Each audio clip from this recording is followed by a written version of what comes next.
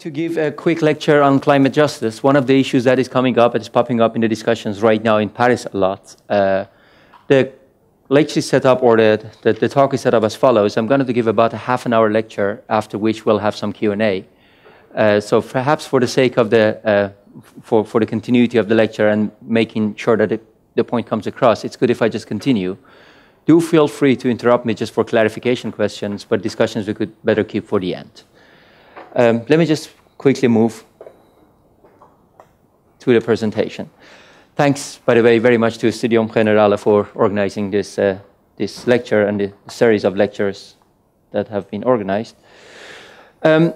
This morning, actually, Oxfam came with a new report with the title Extreme Carbon Inequality. So the subtitle of the same report was Why the Paris Climate Deal Must Put the Poorest, Lowest Emitting and Most Vulnerable People First.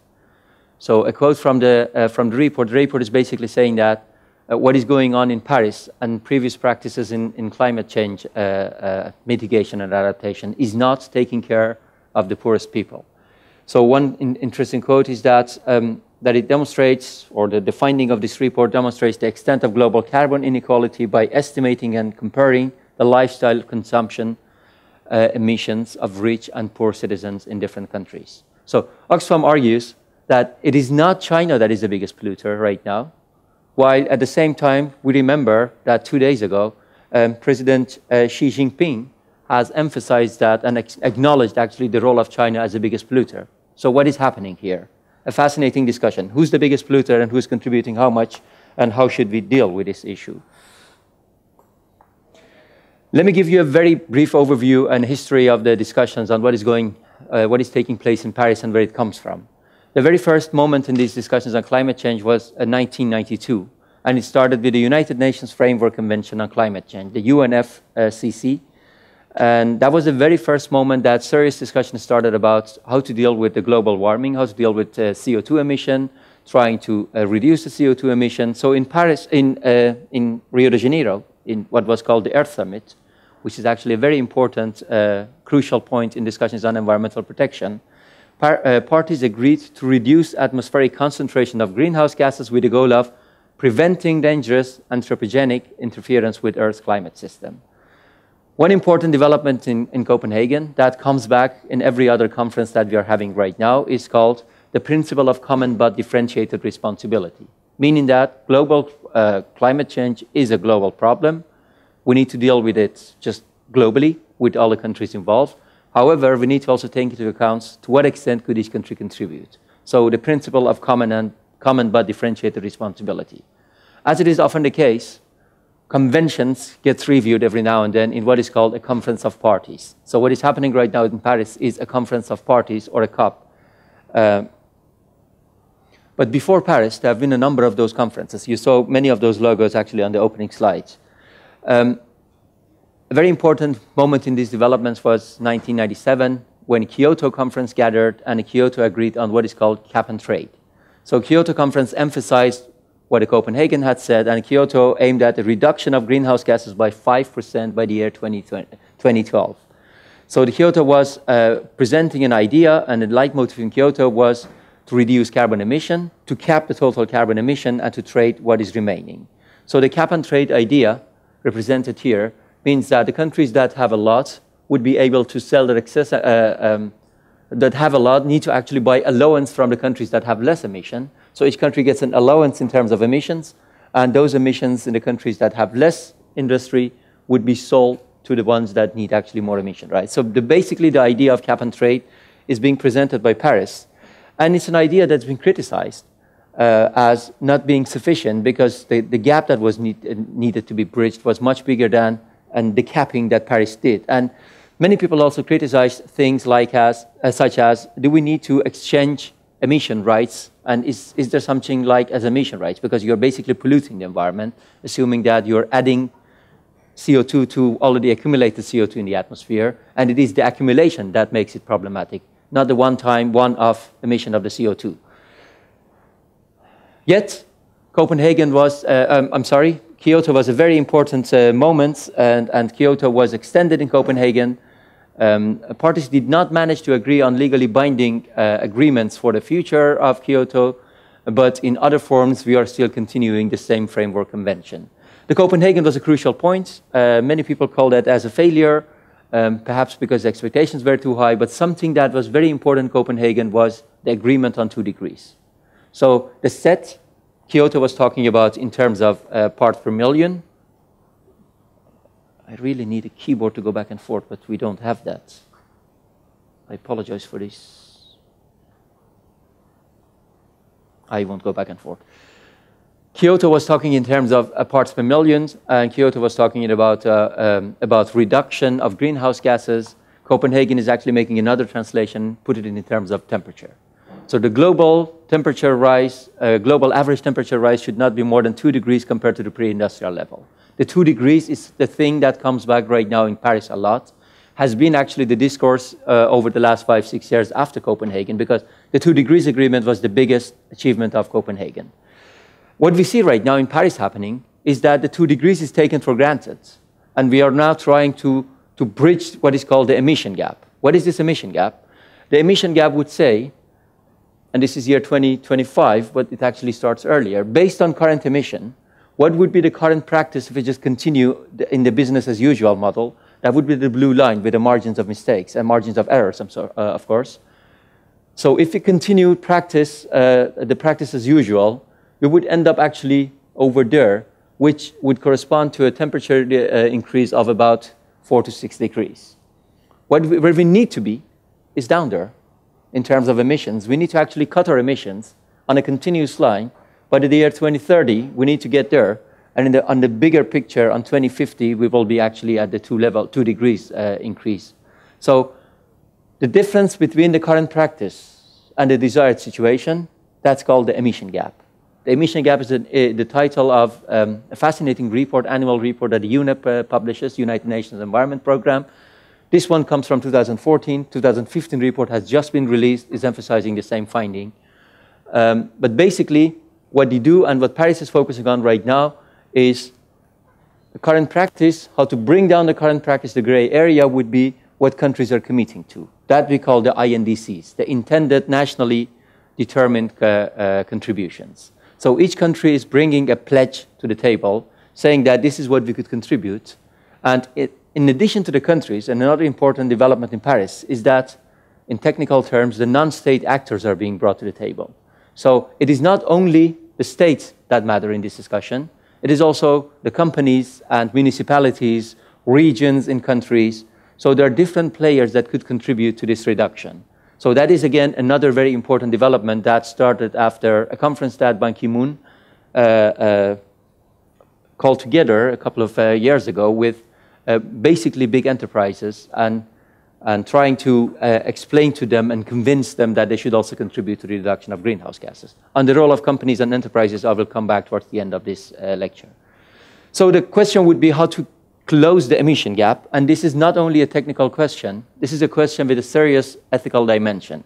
Because how to close the emission gap means that each country should contribute, and we all together, again, common but differentiated responsibility, we need together close the emission gap. And how much each country should contribute is basically a very solid ethical question, one that could have different, it could have bearing actually on current action and current policy. So it is this question that I'm going to focus here in the remainder of the session. And let me say a little bit, before I get into the discussions on what justice, why justice matters and what different takes on justice there are, let me just focus on the current role of justice in the climate change. So justice, or equity, as it is called in many policy documents, is a core principle of a framework convention on climate change, the 1992 Rio de Janeiro one. The parties should protect the climate system for the benefit of present and future generations of humankind on the basis of equity. So the principle comes back as early as 1992. Justice has two important levels: the spatial justice, justice between countries, and the temporal justice, justice between us and people in the future. At least in those two stages, justice matters. Why do people say that there is a fundamental problem of justice at stake in discussions on climate change? So I guess this is clearly showing the picture. Basically, the problem is being presented, introduced in one part of the world, and it is being, the consequences will be felt mostly in different parts of the world. So there is a mismatch between where the problem has been caused and where the consequences will be felt. Again, this goes back to the important scientific acknowledgement that it is a CO2 accumulation that contributes to the problem. So it's not a one-off thing, but it's actually the accumulation and the historical CO2 emissions that cause this problem. But let me say something about justice and why I think that justice matters a lot and why the literature in political science, in political philosophy, in ethics has focused on climate justice the last 10, 15 years a lot. When we talk about justice, there are at least two different types of justice that we talk about. There is a lot more, but two do matter in our discussions. One would be procedural justice, which says that basically the procedure we follow determines the outcome, the justness of the outcome. And the second would be distributive justice, which talks about justice in terms of the distributions of burdens and benefits. Let me give you a few words on that. Procedural justice would say it is the procedure rather than the outcome that determines how just, how fair we are in an action. So a lot of decision-making procedures have to do with procedural justice. A lot of things, a lot of new technologies that are being proposed, also right now in the Netherlands, many things that fail have to do with actually a lack of proper procedural justice rules. So currently in the climate negotiations, but also how it has been the previous years, was a lot more like a horse trading practice, and based on what is called reciprocal agreements. So China and the United States need to agree on how much each country is going to cut because there are economic consequences, and they will agree based on one country agrees, the other country will agree to that too. Rather than having a fundamental discussion about how could we make sure that all countries involved who are going to contribute, they would have a say in this. So in that sense, procedural justice matters a lot in the discussions on climate change, also in the ongoing discussions, and that is why very often developing countries get together and try to present, actually to have their voice, join their voices and their forces, and have an influence on the decision making. The main focus today will be on what I call distributive, what I don't call, but has been called in the literature distributive justice, and it is about a fair distribution of certain goods, certain benefits, and certain bad effects, certain burdens. So that is what matters most in the discussions on climate change. In discussions on distributive justice, we talk about the shape of justice, the desired pattern of benefits. Do we want to follow equality in terms of the patterns of distribution? Oxfam was talking about inequality, carbon inequality in the world. The currency of justice, what is the unit of benefits? What is the thing that we want to distribute? And the scope of justice, to whom does that relate? A lot of thinking right now is anthropocentric, as it is called, so it relates only to human beings. But some people argue that justice could also relate to non-humans, to animals, to nature. I'm not going to focus on that aspect today, but mainly on the shape and the currency of justice and different takes. Let me give you a thought experiment and then move on to different justice approaches.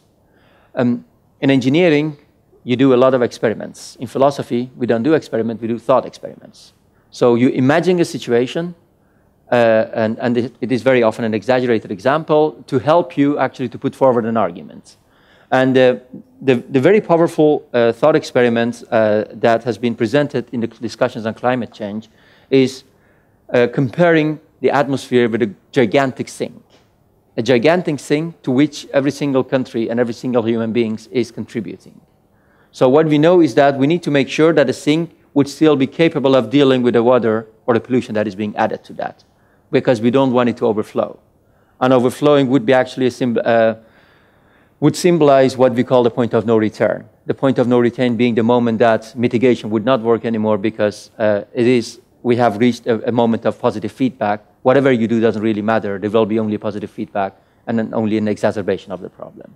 So that would be compared to the moment that the water would reach the top level. So the thought experiment is that, suppose that the atmosphere is a gigantic sink to which all of us are going to contribute a little bit of pollution. What would be actually a fair pollution share that everybody has? How much are you allowed to contribute to this gigantic sink? And that is basically, crucially, an issue of justice. I want to review 5 proposals that matter when we talk about distribution in the climate change discussions. Egalitarianism, historical accounts of justice, and sufficientarianism. I'm going to throw a lot of these isms at you. I apologize. I'll try to be as clear as I can in discussing them. First of all, a very common understanding of justice would be justice as equality. So justice as equality does not only have one straightforward answer, because equality could have two different meanings. You could say that you want to be equal in terms of assigning equal rights to every single person. So I could be equal in terms of distributing a pizza among 8 people in 8 equal slices. That's one take on equality. Another take on equality would be, and there is more, but this is another one that matters here, helping the least well-off to move forward the equal level. So this is an approach that is defended by John Rawls, whom you might refer to as the father of contemporary thinking in liberal democracy and liberal justice. So Rawls argues that inequality, so his idea is egalitarian, based on equality. Rawls argues that inequality could only be accepted if that inequality would help the least well-off. That is the only case that I'm accepting inequality. Otherwise, you need to actually assign equal rights to everybody. So the second approach is the one, again, that Oxfam is relating to in the report recently published. Equal per capita emission rights is one take. It's again, an egalitarian approach based on equality. The first understanding of equality, as I presented on the previous slide, it says, assign one and the same portion of emission rights to every individual. So equal per capita says, we need to distribute emission rights throughout the world by looking at the total population and on how many people are living in each country. So the total emission rights or emission that we can have, still following the cap and trade arguments. Kyoto says cap, bring it down, and trade, or make sure that countries could exchange. So the equal per capita says, let's follow that argument and let's assign emission rights in terms of how much each country would get, and we calculate that based on the number of people living in that country. And this is exactly the argument that Oxfam is making right now. Oxfam is saying, if we look at how the people in each country are affecting global warming and global climate change, it is unfair that the United States is arguing that the country is not the biggest polluter anymore, because as of a few years ago, China kind of bypassed the United States in terms of being the biggest polluter in terms of net emissions. It is unfair because there are many, many more people living in China, and there are many products being built in China that are being exported to the rest of the world. So if you focus on that, we could still argue that the United States is the biggest polluters in terms of the people living in that country. Equal per capita would argue that they should emit a lot less, and emission rights should be assigned to other parts of the world. The equal distribution, is that necessarily a just distribution? Just as in justice? Some people question that. I'm not going to go to the details of that argument, but it's interesting that you see the one that is the most common understanding of justice in the climate change is just equal per capita. Some people still very much believe in that, but they also argue that it's probably politically unfeasible because it would be a huge difference with how the situation is right now. So this is the emission per capita from fossil fuel use and cement production in the top 6 emitting countries, but it's kind of a representation of the biggest picture, the bigger picture of CO2. And we see that, as you see, the equal per capita in China is indeed rising. This is 2012, I think, right now. And it is still continuing on a rising line. However, and at the same time, we see the United States, the equal per capita is kind of declining. But at the same time, we see the difference, the huge difference between the two countries. So this is the type of graphs that you see when people are trying to defend the equal per capita. This type of graphs and this type of analysis Oxfam is presenting in the short report that they published this morning. So there is a lot of critique on equal per capita because you might say some people have a better or worse starting position. Why would you give everybody the equal share? Going back to the example of the pizza and 8 people sitting in the room, you could give everybody one equal slice, 1/8, or you could actually consider the fact, how hungry are you? Would you have been able to have dinner or to have breakfast this morning? Do you have enough time to have lunch after this session? So all of those issues could be taken into account in assigning what is the equitable portion, not an equal, but an equitable portion.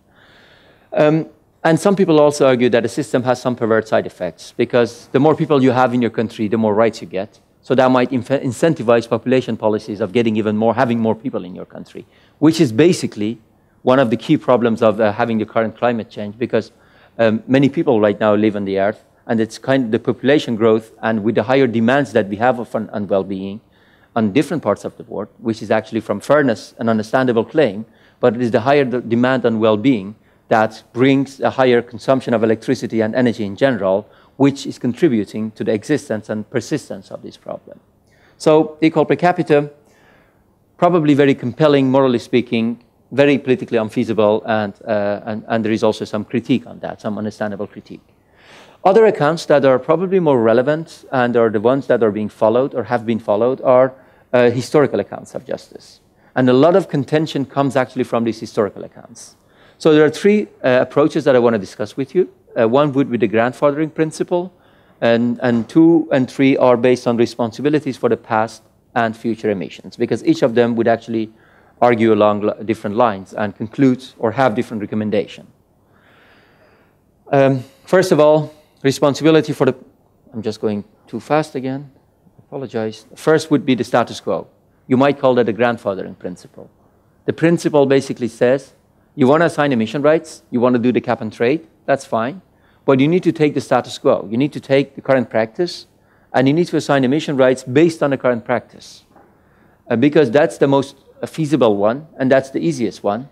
But at the same time, you might say it's probably not the most morally defensible one, because we are forgetting about the past emissions, we are forgetting about the first, who has first caused the problem, or which part of the world has first caused the problem, and we are forgetting about the fact that different people are living in different number of people are living in different parts of the world.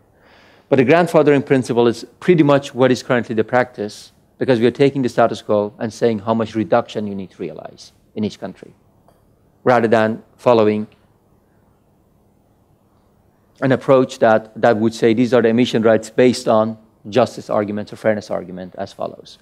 The second one is responsibility for the past emissions. It basically follows the polluter pays principle.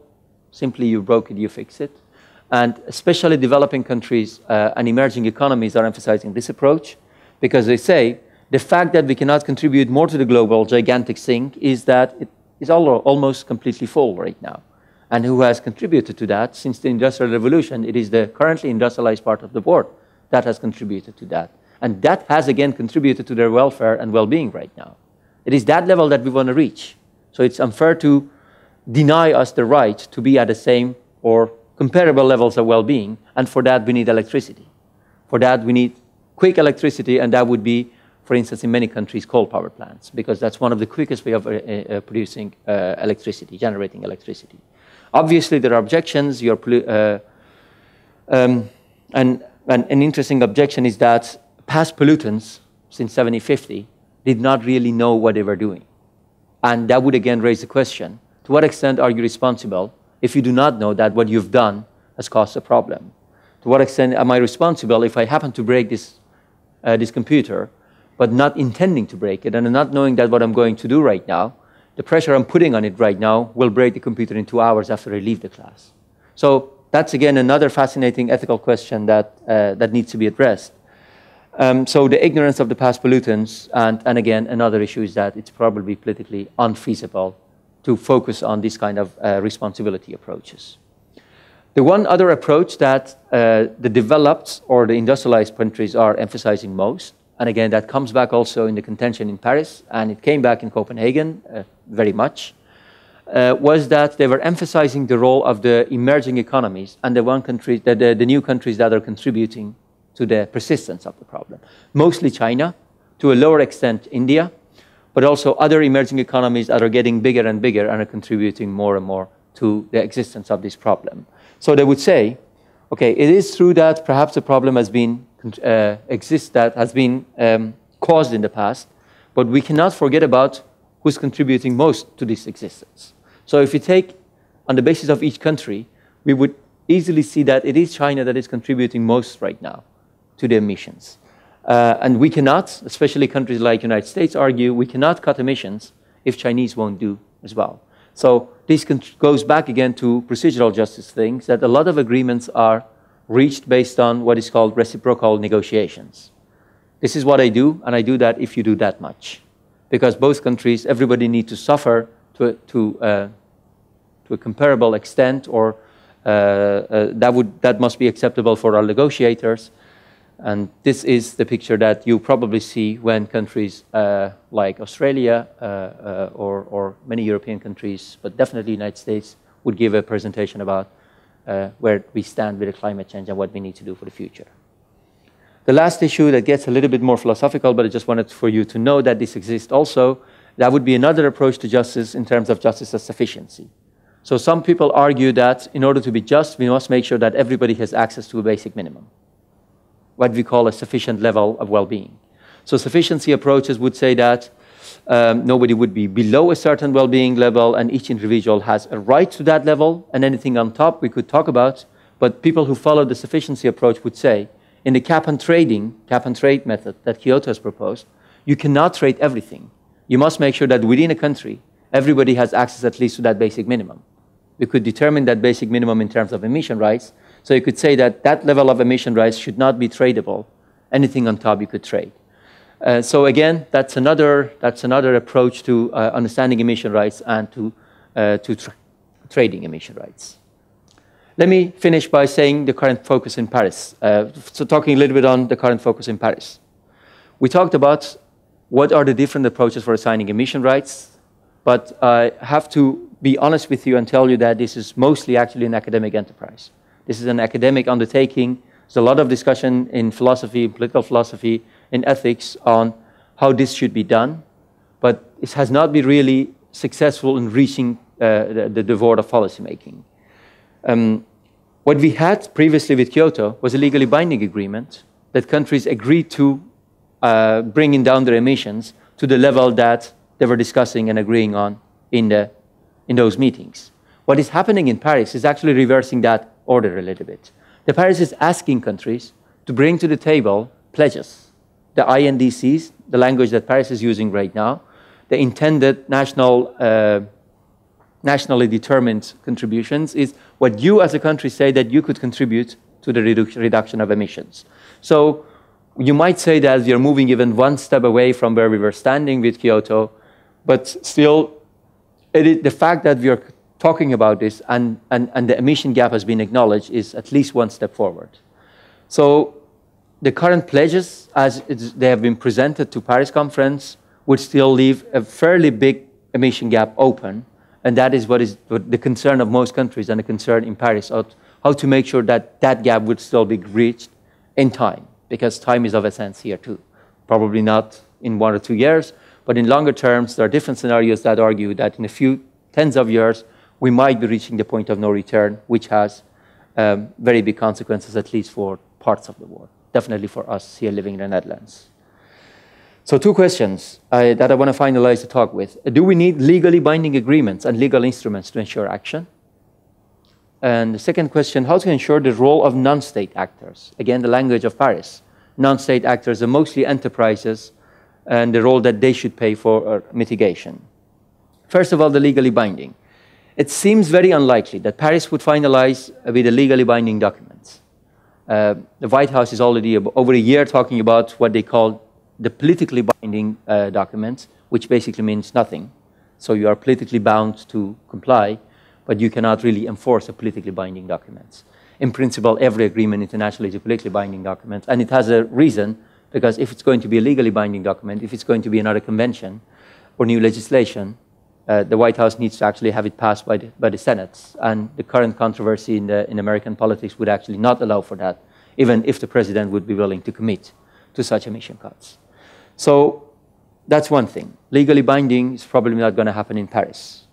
At the same time, there is a recent development, a very fascinating development on people who argue, there is a group of legal scholars and philosophers who got together and presented what is called the Oslo Principles on Global Obligations to Reduce Climate Change. And we had, together with Student Generale and TU Delft, a fascinating roundtable with one of the proposers of these principles.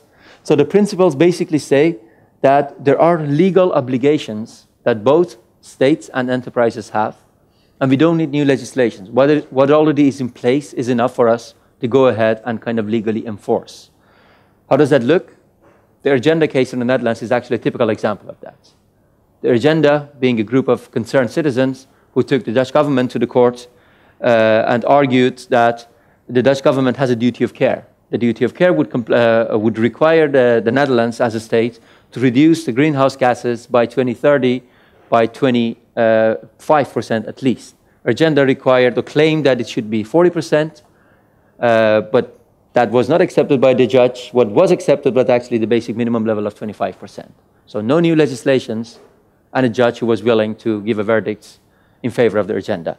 The government, the state appealed, so that it's not still to be said if it's going to happen or not, but that would be one example of legally enforcing things, or making sure that things are legally enforceable, not only in the Netherlands, but perhaps also elsewhere in the world. Similar cases are ongoing in Belgium, in Germany, even in other parts of the world, in Asia also. Last one, obligations of enterprises. So again, the Oslo principles also address the legal obligations that enterprises have. The question would be, if you say that enterprises, companies have obligations, how would you enforce them? The current practice, again, is only based on voluntary pledges and self-monitoring on compliance. As I said, after the Ban Ki-moon conference in New York City, as many enterprises came with voluntary pledges, then it said that Unilever, the Dutch Unilever, the big multinational, is one of those enterprises. I believe DSM is another one. And they have committed themselves to reducing greenhouse gases and to following different processes to one way or the other try to cut their greenhouse gases. However, whatever is going on is right now very voluntarily. So, and it's not really enforceable because enterprises commit themselves and they report themselves on compliance. So again, the question would be, if we say that we need to be more, and how could we achieve whatever is needed more? And some people say, and at least the argument has been made, that what could very well work in lieu of what is called illegal enforcement is a naming and shaming strategy. Whatever has happened to Volkswagen in the United States, and also globally after that, as a company that was actually being deceitful about the software, no matter at which level that deception has happened, the software in the Volkswagen was actually very much deceptive in terms of the CO2 emissions that it was showing. So you could argue that Volkswagen has been named and shamed very much actually for the current practice. And the extent of the problem for that company is not completely known yet. But again, the naming and shaming would be another alternative strategy for ensuring that also enterprises would contribute to the solution of this problem. That's pretty much what I wanted to discuss. Thank you for your attention, and I would love to have a discussion with you on your take on Paris. Thank you.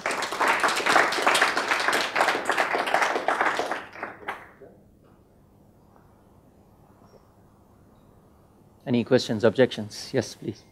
I have a problem with the thing about the subsistence emissions.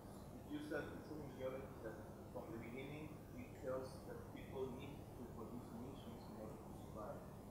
There are actually places that have to import several amounts of oil in order to subsist because the machinery that is used to actually develop the places, the Paraguay Island, mostly runs on fossil fuels. And if many efforts were made in order to make this kind of technology that is used to accelerate the growth of a community introducing renewable energy, maybe we would not be talking about subsistence emissions at all. Maybe there will be a way to grow communities but only use renewables. That would be an ideal situation indeed. Do we need, by the way, the microphone for the questions to be recorded? Or can you? Do you want to get the? I apologize. I'll just go ahead and answer this one, or without, and as of the next question, we'll have the microphone. You are absolutely right. That would be the ideal situation in which we would not be talking about subsistence emission in that sense, but having the communities from the very beginning built on what is called renewable energy. And that is what is going on in many different pilot projects. However, the current practice and where we want to be, there is also a gap there too. I don't think that existing communities that are heavily drawing on, for instance, fossil fuel, on coal, for instance, it would not be very easy for them to move. What is happening, and Kyoto has also facilitated that, and I think that would be a continuous thing in the future, is that countries that want to achieve their emission reduction and would fail in doing that domestically in their own country, they could go ahead and do that for other countries. So you could achieve a emission reduction, which would be much easier to have like a newer combustion engines or combustion methods for a coal power plant. You could actually save a lot. You could have a huge efficiency step there. Still, it's a very polluting thing, but you could actually try to filter out a lot before you emit that into the atmosphere. So that is what is already happening. What is lacking is a transfer of technology, because a lot of new technologies is kind of protected by IP rights, intellectual property rights. So a lot of attention is already been given to how to bypass those issues, because at a small level, you could transport those technologies, but what should matter, what could only matter, especially when it comes to renewable energies, is that when it's going to be applied at a very large scale. It's very good. It's, of course, we need renewable, but wind and solar, those could only have an impact if it would be done at a huge scale. That's why we're thinking about wind parks, wind farms, offshore, onshore. So that is what would matter most. And I absolutely agree with you that starting from the beginning and doing it right from the beginning would be the best way. There was another question next to you. Yes. Thank you. Sure. Hi.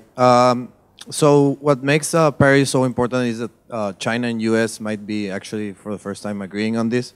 But what will happen in a hypothetical situation if US is unable to ratify the agreement because of the political, of their, the complexities in their system?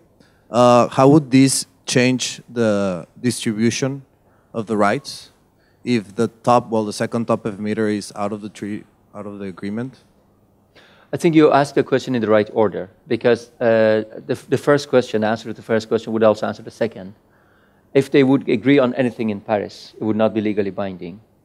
Doesn't need any ratification. Ratification is for new conventions. So if there would be anything agreed on in terms of a convention or in terms of any kind of new legislation, the ratification would be needed.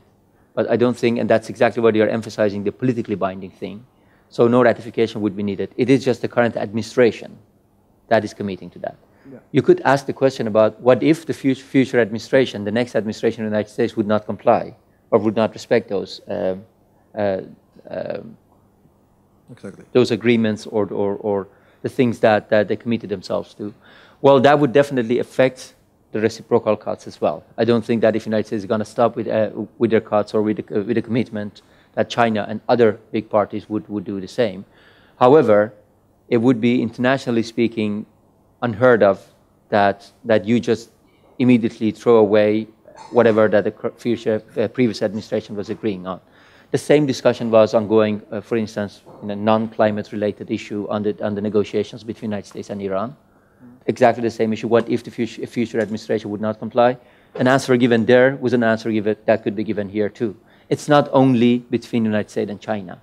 Even if a future administration would be absolutely not in favor of cutting greenhouse gases, you would probably see the impact in the long-term policies rather than in immediately cutting or dropping an agreement, something agreed upon in Paris. And again, an agreement is not only between China and the United States. Yeah. Those are the big players. But there are actually more big players in stake, the G20, for instance. The G8, the 8 biggest industrial countries. Australia is a big player. India is also a big player, because especially for the future forecast. Yeah. The oil-producing countries are big players because they could also, you could reach a lot in those countries as well, even though they don't have a voice in the decision-making. But they are big players in terms of what you could achieve for future developments. So if the U.S. If the U.S. Doesn't ratify it or anything, will be like a sort of like a naming and shaming on the country in the future administration. It's funny that you put it that way, because even the White House itself presented the idea of naming and shaming for the governments that do not comply. So they said we shouldn't have legally binding, we need to have politically binding, and we need to name and shame governments that do not comply or states that do not comply. So that was exactly the kind of strategy that they, and again, ratification is only a term we use for something new, and a convention needs to be ratified. An agreement, a political agreement, usually doesn't get ratified in a parliament. Okay, thank you.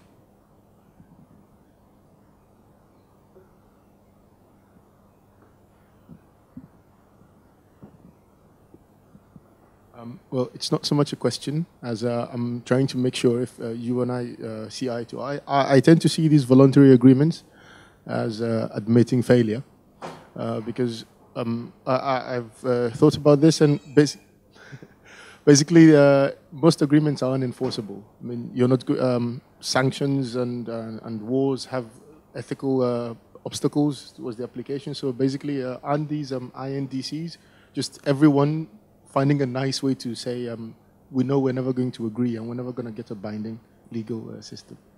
That's what it looks like to me. That's one way of looking at it, indeed. That's the more skeptical view on it, that we know that we're not going to agree on anything eventually, so we just bring to the table whatever we can do. But another take on the matter would be that having a legally binding agreement would probably be very, very politically unfeasible, especially because what we just discussed, the biggest players are not committing. And if they would not commit, the smaller ones would probably not commit either. But another way of looking at the problem is an acknowledgement of the problem. And if you indeed acknowledge, they did manage to agree on the 2 degrees, for instance, which was also very controversial, of which we know right now that was still actually not good enough, because probably we need to go to 1.5. But changing from 2 to 1.5 would probably need another 5 years and a couple of those conference of parties before we get there. But we are capable of agreeing on things. The only thing is that the legally binding thing, and that was the question I was putting on the table. Do we need it to be legally binding? Does it have to be enforceable to have impact? Or could the impact be realized along other lines? Well, game theory implies that you need. Otherwise, people would default. You're absolutely right. But the question would be, to what extent would actually the logic of game theory apply here? Well, then, if I may carry on the naming and shaming, and use the Volkswagen example, in my opinion, naming and shaming isn't actually Volkswagen's biggest problem. The biggest problem is the cost they will bear because of the legal obligations they have. In other words, naming and shaming doesn't really work. I mean, you can name and shame Turkey for shooting down a plane, people will still go there for cheap holidays. So it doesn't really work. As a matter of fact, I'm myself also very skeptical of the naming and shaming strategy. But perhaps we could also think about how could we make sure that things like naming and shaming work. So thinking in terms of whatever we can do. Indeed, I do agree with you that a legally binding agreement would be by far the better agreement. Something that you could enforce. It would be definitely the better type of agreement that, or governance system, governance regime. If you would have sanctions, that would make it completely good, because then the game theory would say that there is enough incentive for countries to comply, and the one that does not comply would be punished for not complying, which would again incentivize other countries to comply. So that would be an ideal situation in terms of a governance regime. However, when we cannot reach that, what would be a better alternative solution? And naming and shaming has been mentioned as something. And just as such, I think that it indeed will not work. But what could work is having naming and shaming, and within another framework, in the corporate social responsibility discussions, the same questions actually popped up about to what extent could naming and shaming have an impact. The example of the Nike. That was actually a typical example of naming and shaming. And many people argue that that was to an extent successful because Nike was really shamed for the practice and they had to change the practice. They also paid compensation in the end. And but to what extent was the impact a long-term impact? And to what extent could you make sure that you facilitate the naming and shaming as a strategy that helps? It's just one proposal on the table. I'm welcoming other ideas. And I was thinking, if you say enterprises, I just want to remove it from the field of only voluntary agreements. If you commit to something, for instance, if you commit to your own idea of your company, your enterprise needs to have a code of conduct. You could say that, okay, this is our code of conduct, and it could be a window dressing argument, what many people say. You could say that this is my code of conduct, and I'm going to actually report on compliance, and I'm not going to do it myself. I'm going to bring other people from outside, independent parties, who could tell you, the rest of the board, if I'm complying with my code of conduct, which would be a hallmark for the company as a one that is responsible. So the same kind of strategies might work here too. What I was, you're saying that legally binding would be the most effective, but with a lot of legally binding things on a global scale, it's mostly the poorer countries that suffer from it, and the rich countries can just say from, oh yeah, sorry, we messed up, here is the fine, and well, a poor country that really tried will, doesn't have the money, and the sanctions will be very bad. Well, America can just say like, "Oops, we did it again. Yeah, here's the fine. Go away." So either you have to make the sanctions so bad that even the really rich countries that, well, in some cases just don't give a crap, really have to work on it, but that would also mean that the poor country that tries will be bankrupt, or you make them affordable sanctions, but then you cannot guarantee that a lot of the richer countries will actually comply. Thanks very much. A few remarks. I think that the poor-rich distinction has already been brought into the table in a different way. Which way is that? That's actually in agreeing on who should cut how much, the common but differentiated responsibility. So if it's going to be legally binding, I don't think that's going to hurt the developing countries most. Quite the contrary, actually. If it's going to be legally binding, the countries that need to comply are the ones that are going to cut the most. What are those countries? Those are the countries that are polluting the most right now. So I think, and that's basically the reason that the bigger ones are against legally binding. Smaller countries, as a matter of fact, are emphasizing, after the White House released has a press release a few months ago saying that legally binding not going to happen as far as we are concerned, but let's go with the politically binding. There was an objection made by a group of, if I recall correctly, sub-Saharan African countries, saying that, but that's nonsense, because that means that nothing will happen. The cut is not going to happen there, but also we are right now talking only about mitigation. Also adaptation schemes, things that the funding is needed for adaptation. Also, if that would not be legally binding, the question would be, to what extent could we ensure that funds will still be available when they are needed? So I think I stay with my point that the legally binding is needed. However, what you mentioned in having sanctions not as a general sanction, but having sanctions in terms of how much a country, what would hurt a country most, would be another interesting way of looking at it. I agree with that. Sanctions would probably include some kind of justice argument as well. Because what would be a very small sanction if you put it at the same level, also for the companies, for instance, if you say that it's going to be enforceable, and a sanction for a company that could afford it, it could be actually the way for them to go ahead, and they could afford in doing the wrong thing. And the game theory would say there would not be enough incentive for refraining from that action, while if we would say that a sanction would be compared to the level of income, compared to the GDP, just a level of a percentage of the GDP, for instance, something like that. So I think it's about the operationalization. It's doable, but I don't think that the whole legally binding thing is going to happen anytime soon.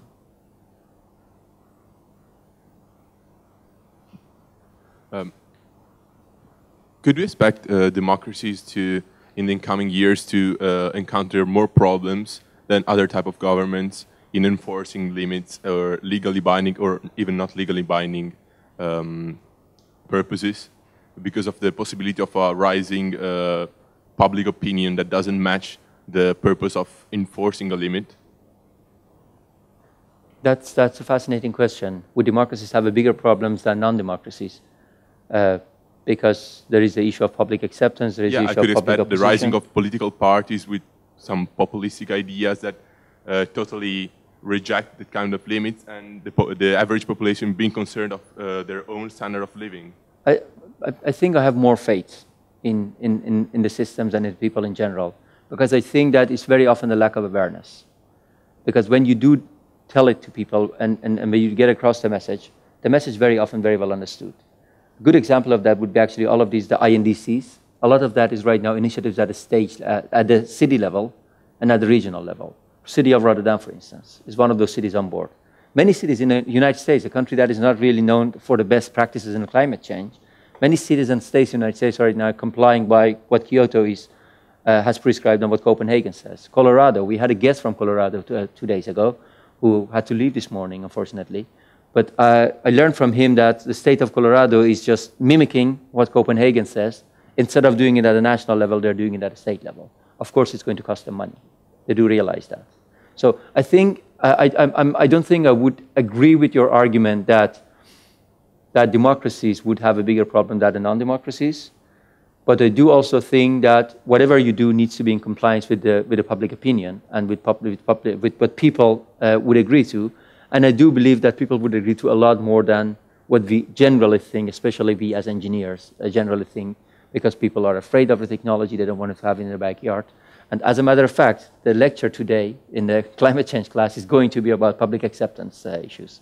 So where that comes from and where the problem is being caused, at least in my opinion, where the problem of acceptance is coming from. It's not things like not in my backyard or just too simplistic understandings of a public sentiment or a public disagreement.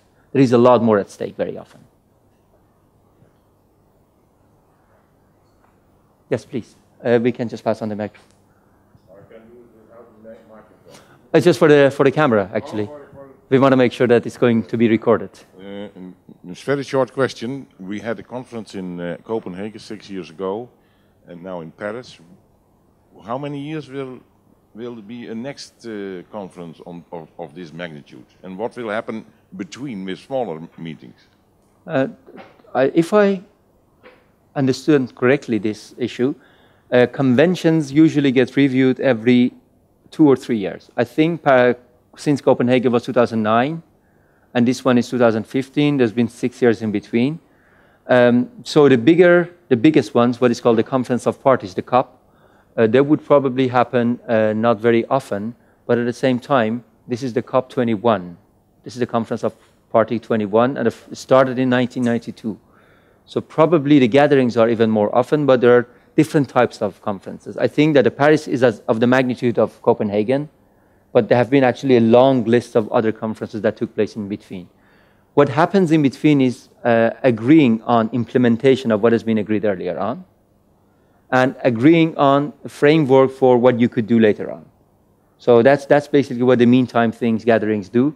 At the top policy level, they get together and agree on how to implement the things or report on compliance. And they also try to agree, at least I know that for Paris, there was a pre-discussion going on for a few months now, and they were trying to agree, at least for a year even, they were trying to set the framework for action.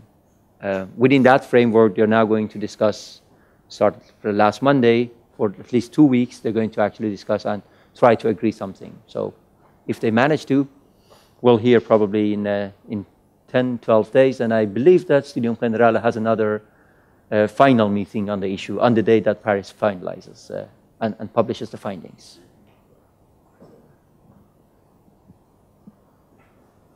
Do we have time shall we go 2 more questions? Please. I think it's also really important to discuss the role of the Green Climate Fund in all of this, all the finance that the developed countries are promising to the developing countries, because I think we're just looking at it from the point of view of emissions, but we also have the finance part of it. And does that change anything? I think it's also a really important discussion. I take that as a statement. Yes, absolutely. That's definitely a very important thing. And we're only focusing on emission and mitigation. Yeah. That fund is also a lot about adaptation. That fund is what matters very much for the poorest countries, or the ones that are being prone to the change. The low-lying islands, for instance. Those are the ones that are actually at the highest level of risk right now with the global... with the sea rise, global sea level rise, there will be local impacts. The local impacts are not going to be globally distributed. Just technically speaking, the local impacts will be different. And one of the areas in the world are that is actually prone to probably the quickest will be actually will suffer the consequences of sea level rise would be the small islands in the Pacific. Yeah. No, absolutely. That's another very important issue, and there are justice questions there too. Okay, thanks. Last question. Can countries trade their emission pledges for population control? Like if a country argues that we will focus on population control more, and so we will pledge less in the emission standards because per capita people will be... That's a very good question. I haven't heard that coming up, but you might say that even if a country wants to do that, you don't need to say we pledge to less. You could just include that in your pledges and say that the level of consumption, because you need to report on that later on, the level of consumption will be determined in terms of, and population control will only have an impact in long term. So the impact of population control is not something you could measure in 5 years. But definitely one of the important issues when the whole discussion of sustainability started in the 70s and 80s one of the key issues was actually population policy. Back then, we were very well aware of the fact that we might end up in a world that we are too many people on the earth. That's a very fascinating question. I don't hear a lot right now about population policies in countries, but the relation between population policy and the INDCs, I just leave it as a question that I'm unfortunately not able to answer, but a very good one. Thanks very much. Thank you for your attention again, and thanks for the gathering.